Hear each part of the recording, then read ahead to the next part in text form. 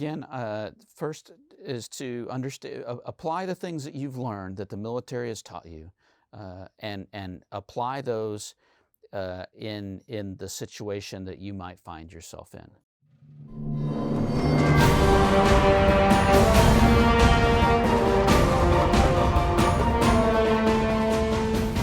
Welcome back to Leaders Recon. So this is the first of a series of episodes on domestic operations, and today we have Colonel Kuetemeyer from the J35. Sir, welcome to the program. Thank you, Captain Carr. Great to be here. So we're kind of diving into this whole series on domestic operations, but before we really dive into that, kind of wanted to know a little bit about like your background and some unique experiences you've had. I know we were talking a little bit before the episode here on some of your experiences working in the Ukraine. Can you kind of tell us a little bit about that? Sure. So I'm an Illinois Guardsman, AGR officer, and have had up until this assignment at National Guard Bureau my entire career with the Illinois National Guard.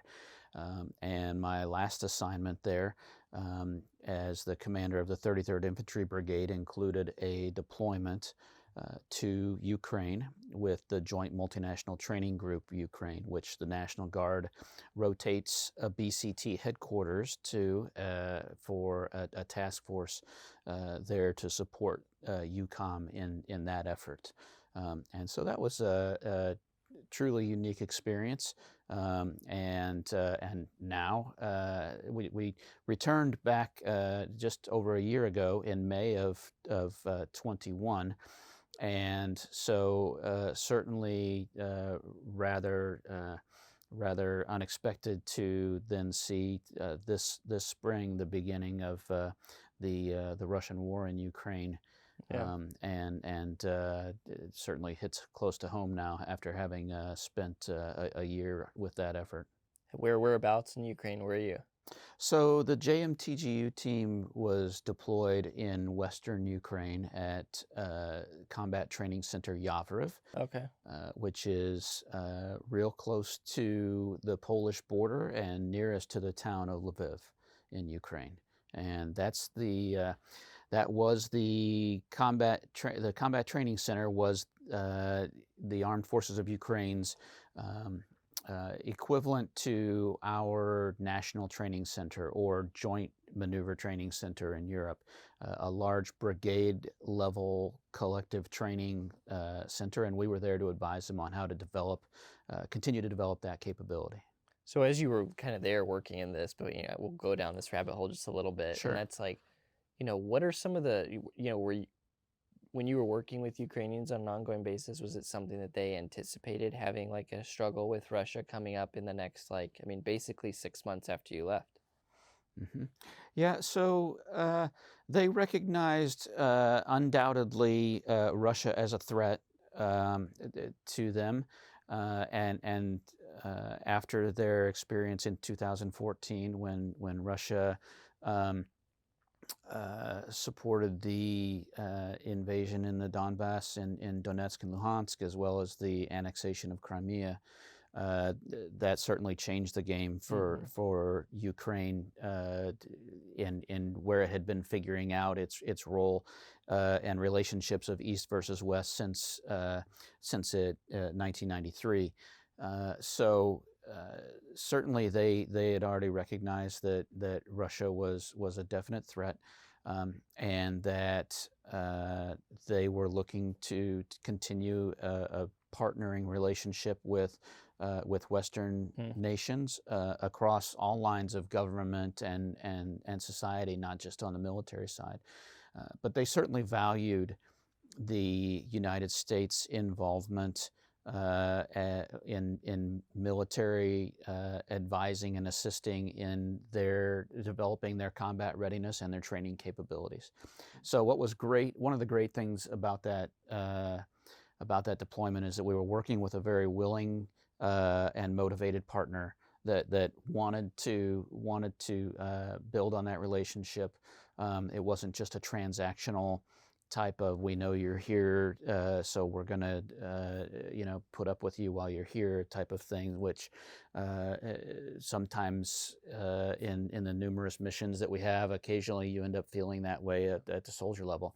Our team knew what we were doing was valued. We knew that we could see in the results of the slow and steady improvement in their capabilities, both institutionally, in their ability to train and their understanding and development of new Western doctrine, Huh. as well as the fact that they were actually conducting brigade combat training exercises with multinational components there, and you could see that was growing and that was going to have an effect. At the time, the common thought among most of the folks that we worked with there didn't really expect it as likely that that Russia would take the kind of action that they did this year in 22. So at that time, that was relatively unpredicted. Even though there was a continued, and they were at war along the Donbass front, and certainly conducting an information war since 2014 with Russia. But to see the escalation was not something that they were expecting Russia would do with the type of audacity that was attempted back in February and March. It's like, you talking about this really brings up like some interesting thoughts in my mind, just because it's like it kind of shows like the diversity of the Guard's footprint, right? Like, we have your experiences here working with training, Ukrainian military, essentially enhancing Ukrainian readiness for combat rotation, or, for combat that they're engaged in right now. And then we have, guardsmen at home here working in COVID response, and I just went to a NTC rotation. So you're talking about the training center rotations. I'm like, oh yeah, I just experienced that firsthand. Oh yeah. And that kind of leads us into what we're talking about today, which is like, what are the domestic operations that the Guard gets into, and into your role now as the J35. So I guess, sir, like, could you give us kind of like a little bit of an overview of, what are domestic operations, and what's the scope of that for the Guard? Sure. It's actually pretty broad, and continues to grow, I guess you could kind of say. Domestic operations, or just operations that the National Guard conducts here in the United States, in support of civil authorities, essentially is what we all at the state levels recognize as our state mission, in the dual nature of the National Guard. Not only do we maintain our preparedness as a ready operational reserve of the active components, ready to support our national defense strategy abroad, but and in combat, we at the same time recognize the nature of our role as each state militia under the authority of the state or territorial governors, mean that we have a mission to support the needs of our citizens during time of crisis. And that can take a lot of different forms. Now, 25 years ago, the thought was that happened only occasionally, on a really disastrous day of a major hurricane or a major flood, the kind of thing that most folks would expect to come around once in a decade.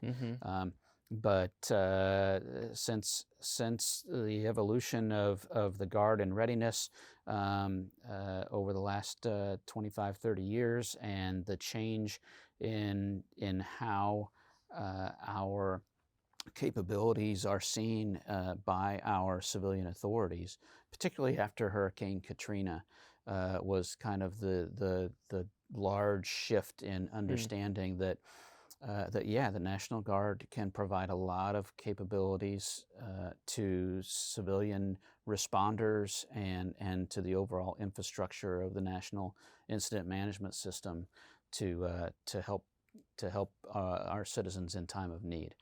So, So what was what's one of the big? Have you been involved in some like domestic operations, and can you tell us a little bit about that kind of like personal experiences you've had? Certainly.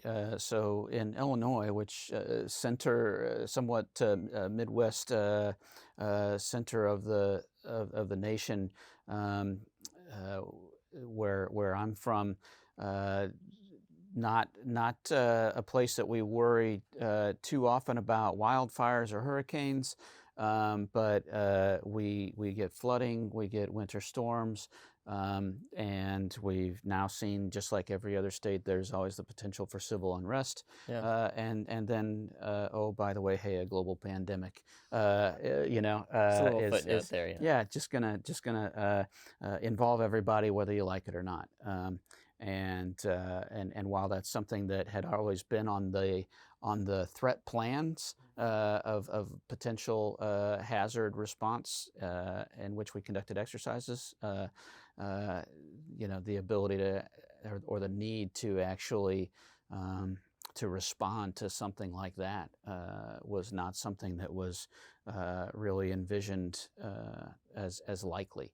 And now we've seen over these last couple of years and hitting a high watermark, if you will, of in 2020 of the employment of the National Guard between both federal missions overseas and then the combination of pandemic, civil unrest throughout the country, the wildfire seasons and hurricanes. June of 2020, we hit our highest level of Yeah. National Guard personnel employed at one time ever. When you kind of just hit on a lot of the examples, wildfires, hurricanes, the COVID response, can you kind of define? You mentioned the dual nature of the guard, both to support the what we would think of as the traditional security mission and Hmm. the local mission. Can you kind of define like what is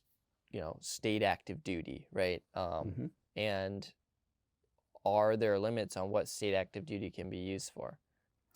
So, state active duty. So the Constitution recognizes each state's governor's sovereign right as to maintain a militia and to act as the commander in chief of that militia, and then each state or territory's constitution and law determines the specifics of that. But generally, the governors have pretty broad authority in then their ability to activate the National Guard in support of Hmm. civil authorities um, for whatever they deem is required to protect the needs of the citizens and Hmm. the state.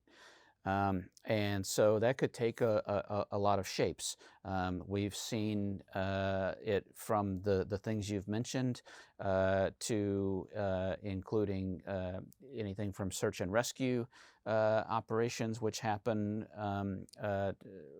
rather frequently in some of our mountainous states, as well as things supporting medical facilities on a short-term basis in state active duty. We've got one state doing that right now, and we also see employment of National Guard forces when there are larger security events that'll happen, and our civil support teams are a key component of that capability. But the governor really is, under state law, it has the authority for that state active duty. And then that is where each state develops a plan on an all hazards response plan Hmm. of how they will address and conduct operations when that type of emergency call is made. So you kind of brought up a really good point here, and this goes into your role now, I guess, sir, as the J35, which uh, I want to understand a little bit better, right? So like you mentioned obviously we have in June 2020 high water mark for guardsmen activated locally to support, civilian authorities.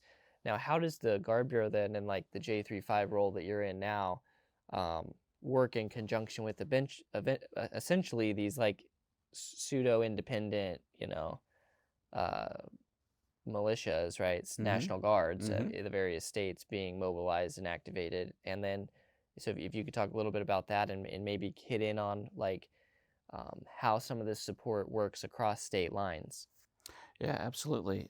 So the National Guard Bureau is not a headquarters and doesn't command anything.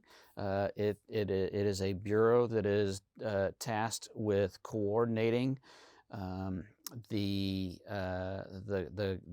guidance and communication with the states between the federal departments and agencies, particularly the Department of Defense, and then representing and managing the resources provided by the Army and the Air Force within their programs to the Army National Guard and Air National Guard. What has evolved, particularly in relation to domestic operations, is that the National Guard Bureau has a role in communicating what the National Guard is doing to our federal agencies and partners, and to our other states as well, to keep everyone abreast of what is happening, and so that the entire enterprise can ensure that it's prepared in case there's a need to support a particular state, or if some other federal agency requests support from the Department Okay. of Defense. So the National Guard Bureau tracks what is happening through our communications and relationships with each of the 54 states and territories joint operations centers. We collect that information and we provide that to National Guard Bureau senior leaders, as well as to our interdepartmental and interagency senior leaders, so that they have an awareness. And what that does is that, theoretically anyway, reduces the amount of communication that might come from 100 other sources, all back to that state, all asking them what's going on, or to several states at the same time. If National Guard Bureau, if we're doing our job collecting that information, and we can represent all of those states in the communication with the federal entities of what's happening, whether a state needs assistance, whether a state doesn't need assistance, and is able to manage the response efforts with their internal capabilities and support. So, that kind of brings me into, we're kind of diving into like the role of the Joint Operations Center here and stuff, when it comes to like a larger scale mobilization where we have many states sending soldiers in, like what we saw during that, kind of the January 6th response. We had, I mean, a ton of guardsmen that were mobilized in a very short period of time, in the DC area. What was that experience like for you working up here? And, how does the J35 work into that? Sure. So I was not assigned here yet Okay. when that response was happening, but I've certainly participated and reviewed a lot of the information, and can talk a little bit about it. And my understanding was that essentially over the extended months after January 6th, we totaled about 25,000 National Guard service members deployed in support of the District of Columbia. So that, and some of that on a couple different occasions, mustering several thousand in just a matter of a few days, in relatively an impressive feat. I mean, it was a lot of folks doing some amazing work then to support the District of Columbia and the DC National Guard. maintaining I believe almost 270 days of encampment duty, which is their equivalent to state active duty, um, in support of civil unrest, and then managing that entire task force as well. So it was a large, complicated response, larger than what we've done, and then we had civil unrest in multiple states during the same time period. So that highlights one of the ways in which National Guard Bureau gets involved, is when a state or territory or district has a need for National Guard forces that exceeds its internal capabilities. Then you have a state-to-state assistance function, and the National Guard Bureau, when needed, will assist in coordinating that. And that example, there was certainly a lot of assistance in which we would get involved in the communication of what are the needs, and who can fulfill those needs, and making sure, depending on the type of duty status, if it's not going to just be state active duties, but a request for federal assistance is being submitted and then coordinated with the Office of the Secretary of Defense, then National Guard Bureau will be involved in that as well. And so that's one of the things that gets complicated, and that part of the burden that a state may have that we try and assist with. So, I mean, you brought up a lot of really good points about, I mean, the guards working in all these different environments, whether it was like the, encampment that occurred up here in DC, or, these various different things supporting, but you've used this common phrase, supporting local authorities throughout everything you're saying here. Can you talk a little bit about, like, why is the guards' ability to work with their local community so important? We're going to have another episode that's kind of focused on these relationships with local authorities specifically, but just kind of as an overview, can you kind of highlight, maybe based on some of your experiences in the past, what the importance is of maintaining local relationships, both during operations and even prior to? Yeah, and it's interesting because there are two different ways to look at it. The first is the design by how the militia is designed in the Constitution, and even the active armed forces. Those relationships of who we work for, and what authorities they have to employ us is why the National Guard is essentially the first military responder of choice at a state level, and why in the United States it is, while there can certainly be a request or for assistance or immediate response from federal military capabilities, and that happens plenty as well. But the National Guard is the militia that works for the governor, and the governor is the person responsible for the overall security and safety within a given state or territory. But then the other part is just how the National Guard is then the nature of our service, and in that we are citizen soldiers and airmen.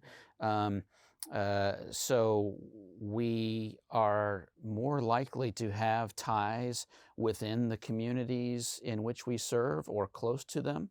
And as well as the fact that so many National Guard service members have civilian occupations that may be related to emergency services or local government, or just in the community. And so we become representatives for our own brand of what we can accomplish. When all of a sudden your neighbor Just to knows one, yeah. that you are that you are a paramedic with the National Guard, and that your unit has been called upon in the past to respond to a crisis, then that just kind of reinforces the relationship and the brand of the National Guard. Based on some of your experiences in the past, we kind of hit on this already a little bit, but the readiness metrics of, focused, as like I'm a company commander right now, and so I'm focused on hitting these metal tasks. Like Certainly. next week we're doing squad live fire, Mm-hmm. for annual training. So, how do units maintain that flexibility to both be ready to meet that national security mission and be flexible and dynamic enough to be able to, when called upon, answer these like very different domestic operations, which, it's really hard to plan for. It's certainly a challenge that we've leaders have worked to figure out the right balance for a long time, and there is no perfect answer. But there are a couple different strategies that can be employed to make decisions on how to best get after that. So one of them is at the state leadership level, in coordination with guidance from the National Guard Bureau on which units are most likely to be needed to support a particular response in a state, and those units should make sure that they dedicate a little bit more training time to any particular tasks that may in partnering, pairing their federal mission set with what might be needed for a state mission set. So, for example, our military police units have a federal mission that ties in with potential for supporting civil unrest or in a domestic situation. And so a lot of times our states will try and identify those units that have a similar mission set as a National Guard response force element or some other type of response force. Another example would be with with a chemical unit, perhaps in the Army National Guard, that might also be part of the CBRN, Chemical, Biological, Radionuclear Enterprise Response Force, or something like that. Again, we've paired a unit with their federal mission with a domestic capability, and then we can make sure that the training has a benefit to both potential things. But that doesn't always apply to every unit, and so then what needs to happen is following that conversation, that commander's dialogue with your higher headquarters, is to determine, okay, just how much, what is a likely mission for us in our state's all hazards response plan, and then what training activities within my mission essential task list can I look at and say, hey, those types of subordinate, collective, or individual tasks also would benefit and in a domestic response situation for whatever my type of unit might be called to ask to do.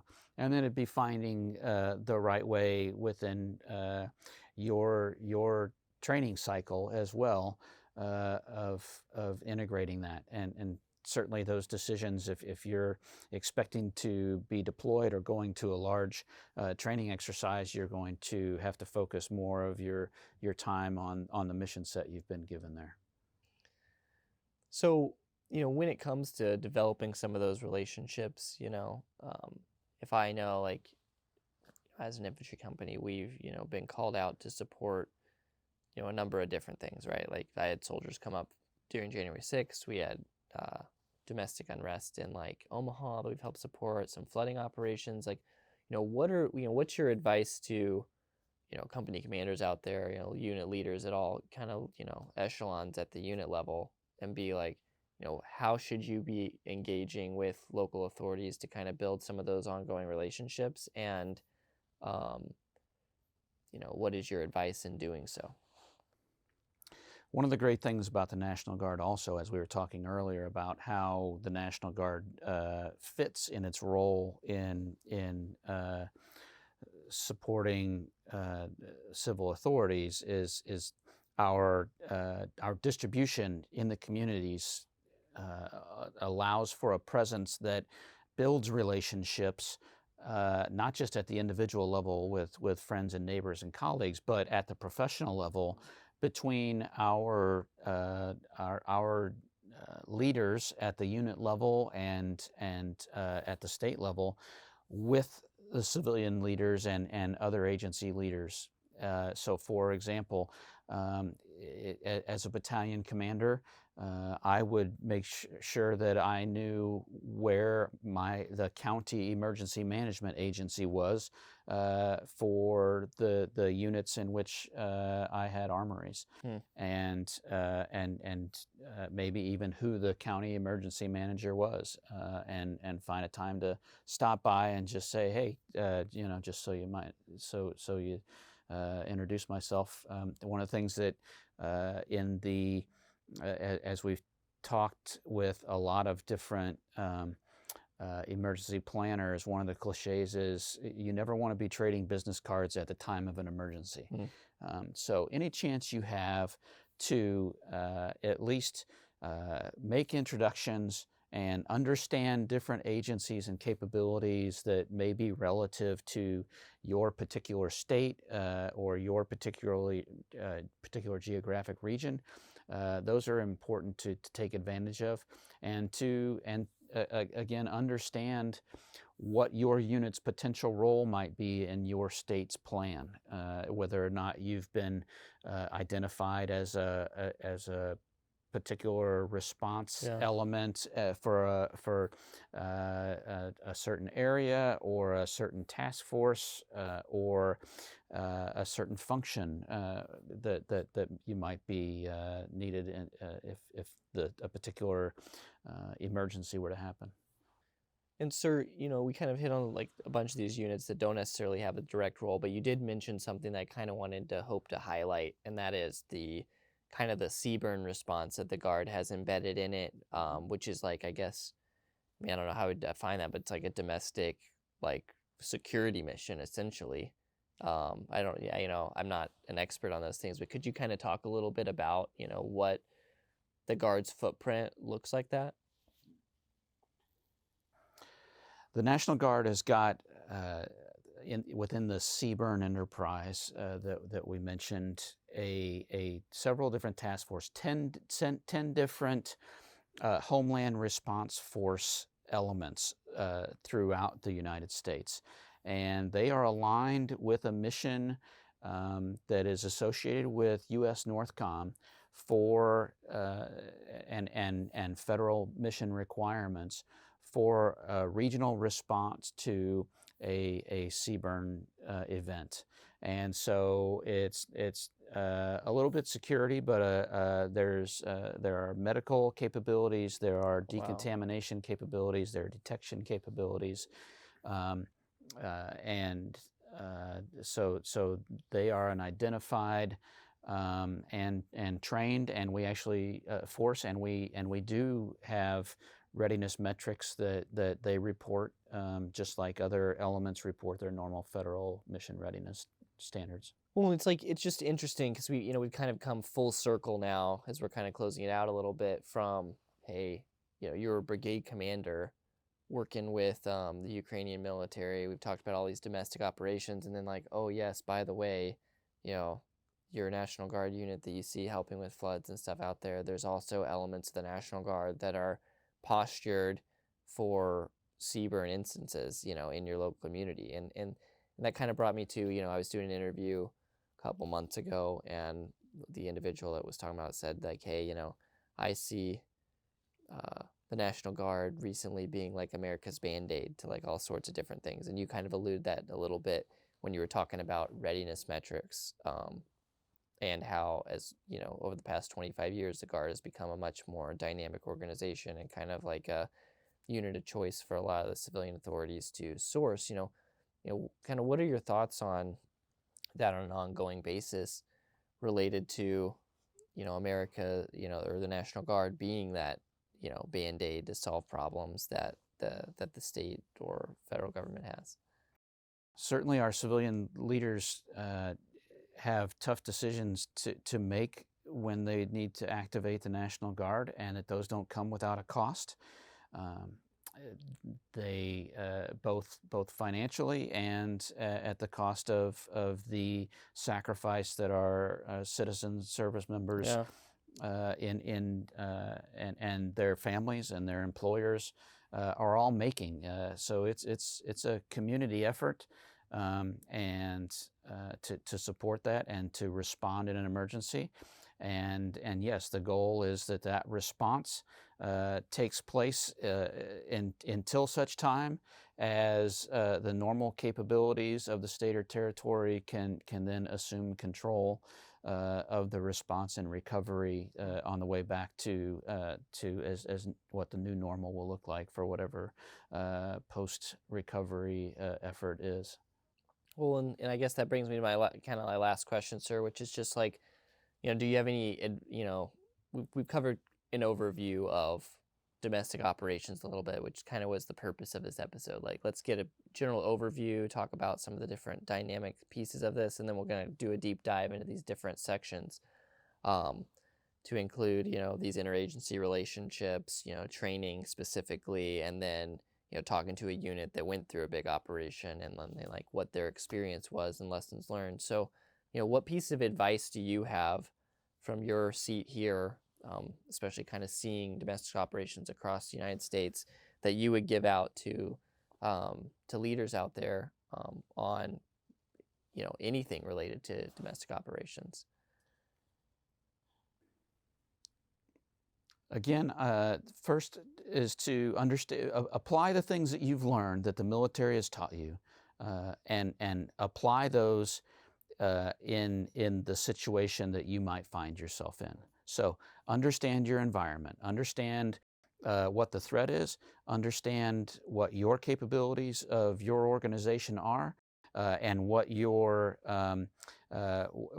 friendly forces capabilities are, whether there are other units that you might respond with, or other civilian first responders or capabilities.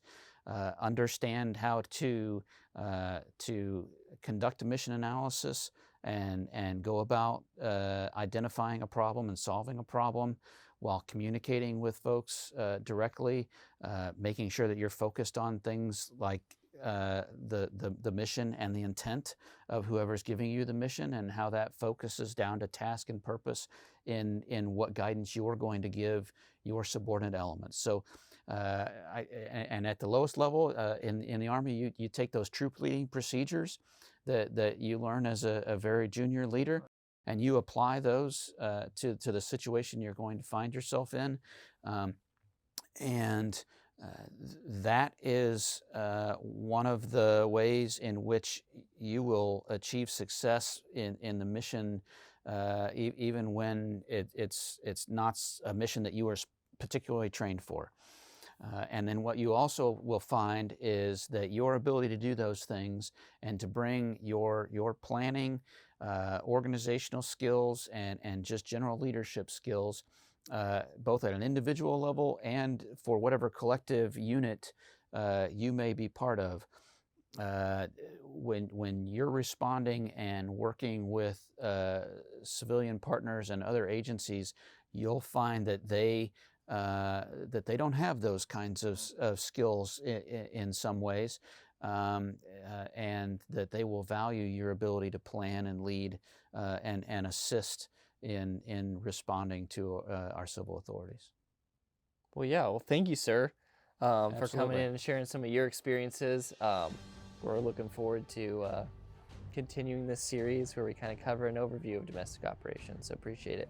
Absolutely. Glad to be here. If you would like more information on any of the topics discussed today, please visit our social media pages in the links below. Tune in to Leaders Recon over the next few weeks as we bring in today's leaders and pioneers to discuss their experiences, share their wisdom, and help you grow as a leader. If you like this episode of Leaders Recon, please don't forget to subscribe below and leave us a 5-star review. You can find us wherever you listen to your favorite podcast.